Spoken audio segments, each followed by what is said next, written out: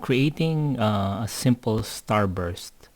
So we are going to recreate this starburst here, and it's really easy to do this in CorelDRAW. So first, I've started by using this complex star. Okay, so complex star in this is in this option here, complex star. So once you click on customs complex star, you're going to have this option in the property bar. So this one is the points, like how many points in your starburst, and this one is the sharpness, okay, the sharpness of the star, and this one is the points, number of points. Now right now it's in 10 points, and you notice this one is more than 10 points. Now let's make this start with 20 points. Okay, so I'm just going to type the 20 points there, and then in here, when you create the starburst, make sure to hold down control. Okay, control in your keyboard, and just hold it down and don't release, and then click and drag to make a starburst. Okay, now you notice this one here, it is not what we really wanted. Like the shape is not really, I think it's the sharpness that we have to increase. So in here, instead of 2, we'll increase the sharpness, and you notice it increases to, okay, the sharpness. Now I would probably add some more points, so I increase it. Okay, so it's interactive, so it's really good because you can see the final product. Okay, so let's say I'm happy with this one. Now how do I make it just a shape? I don't want the inside parts.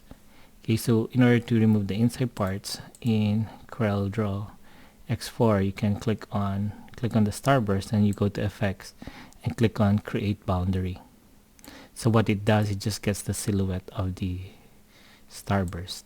Now you can move that there, and then you can delete this. Now you can work on this one here. So if I'm going to do this one here, I'm just going to color that blue. It's a gradient fill or fountain fill, so I'll make that this blue and then this blue here, and I click OK. Now I want to make this the other way around, darker side here and then the lighter side. So I go back to my uniform, to my fountain fill, and I'll just move this over like this, like that. So I click and drag inside and click OK. Okay, so that is close, and you notice there's an outline of a darker blue. So I click on it, and I go to my outline pen. So that's my outline pen. I'll make a dark outline, and let's say 4 points, and click OK. Okay, so now I have the outline. Okay. So now I'm just going to zoom in there. I'm just going to move this one down. Okay, now with this highlight here, that's really easy. You go to your Bezier tool and click 1 point and second point, then you go to your shape tool, which is this one here, or F10.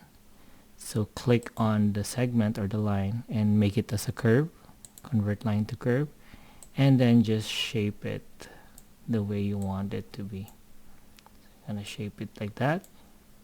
Okay, now I have that shape. Then I'll go to my smart fill tool, smart fill, and then I'll just select this area here to isolate that area, and I can delete my line and make this white. Okay, since I have that white, so that will be the highlight.